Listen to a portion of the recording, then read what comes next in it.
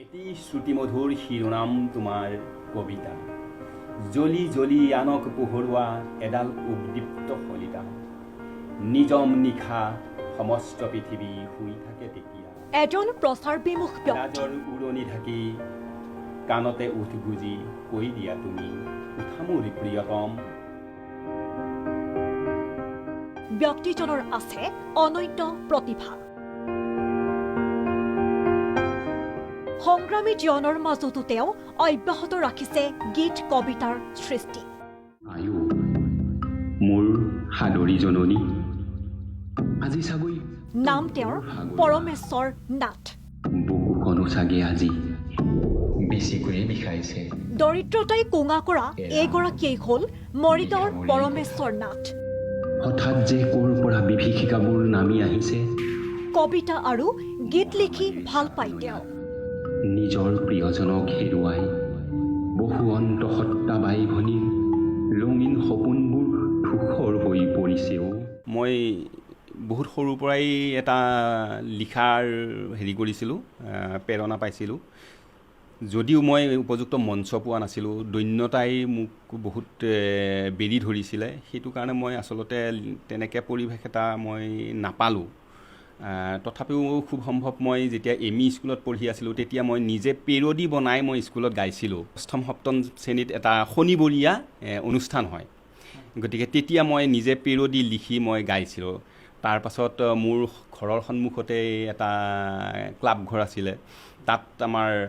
বছৰত দুবাৰ এবাৰ নাটক থিয়েটাৰ হয় আৰু সেইবিলাকেও মোক বিৰাট এটা প্ৰেৰণা যোগাইছিলে কিন্তু দৈন্যতাই মোক আচলতে উপযুক্ত মঞ্চ এখন লাভ কৰাৰ পৰা বিৰত ৰাখিলে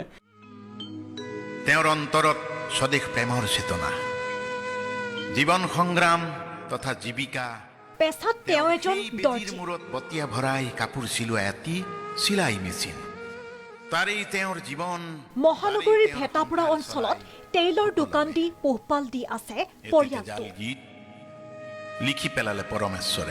পৰমেশ্বৰ নাথ সম্প্ৰতি পৰিয়ালসহ গুৱাহাটীত ভাড়াটে হিচাপে থকা ব্যক্তিজনে কৰি ৰাখিছে সংগীতৰ চৰ্চা গভীৰ সংযোজন কৰ্মব্যস্ততাৰ মাজতে কাগজত লিখি থৈ মনলৈ অহা প্ৰতিটো শব্দ ভাৱ মই দোকানত থাকোঁতে কেতিয়াবা কিছুমান পৰিস্থিতিৰ সন্মুখীন হওঁ এতিয়া খাদ্যস্তে মোৰ এই এটা মই ৰজাঘৰীয়ালৈকে সম্বোধন কৰি এটা গান লিখিছোঁ কেতিয়াবা খুব জাগে যে কোনোপিনে চলিব নোৱাৰা হওঁ ইমান লুণ্ঠন ইমান মানে হত্যা হিংসা ইমান শোষণ তেতিয়া অতিষ্ঠ হৈ পেলাই মনলৈ কিবা কিছুমান আৱেগ আহে আৰু সেই আৱেগৰ সেই বশৱৰ্তী হৈ মই কিবা এটা লিখিবলৈ চেষ্টা কৰোঁ গতিকে তেতিয়াই তাক হয়তো মই মানে কেতিয়াবা সুৰ হৈ গানৰ আকাৰত প্ৰকাশ পায় কেতিয়াবা কবিতা আকাৰে থাকি যায় তেনেকৈ হৈ আগবাঢ়ি আছোঁ মহেন্দ্ৰ হাজৰিকাই গাইছে তাৰপাছত নগাঁৱৰ ছোৱালী এজনীয়ে গাইছে মহামাৰীৰ চাকনৈয়াত নিজৰ প্ৰিয়জনক হেৰুৱাই এইগৰাকী ব্যক্তিয়ে জ্যেষ্ঠ শিল্পী মহেন্দ্ৰ হাজৰিকা হৰিপ্ৰা দেৱীৰ সৈতেও কৰিছিল সংগীতৰ চৰ্চা বহু বৃদ্ধা মাতৃ পুত্ৰহাৰা হৈছে 200ৰো অধিক গীত লিখিছে পৰমেশ্বৰ নাথে শ্বহীদৰ সমাধিত শুই পৰিছে সম্ভৱ 15-16 মানৰ পৰা মই আকৌ লিখা আৰম্ভ কৰিছোঁ তেনেকৈ মই এতিয়া মোৰ গল্প কবিতা তাৰপাছত মানে এনেকুৱা ধৰি লোৱা সমাজৰ ইতিবাচক কিছুমান দিশক লৈ পেলাই মই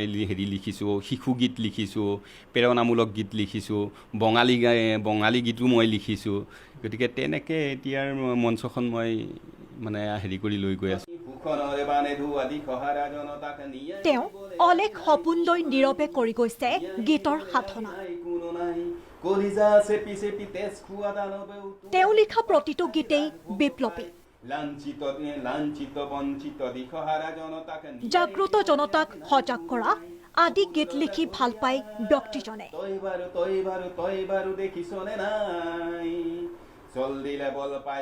গীতৰ সৈতে কবি ঔপন্যাসিকো পৰমেশ্বৰ নাথ শীঘ্ৰে উন্মোচন হ'ব তেওঁ লিখা এখন উপন্যাস গীত কবিতাৰ চৰ্চাৰে বহুদূৰ আগুৱাই যোৱাৰ সপোন নাথৰ।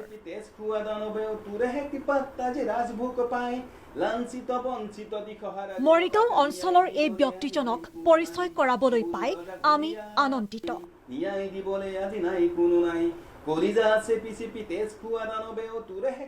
তেওঁলৈ যাচিলো অলেখ শুভকামনা। ইফতিকাৰ চৌধুৰীৰ সহযোগত কৰবী ডেকাৰ ৰিপৰ্ট, প্ৰাগ নিউজ।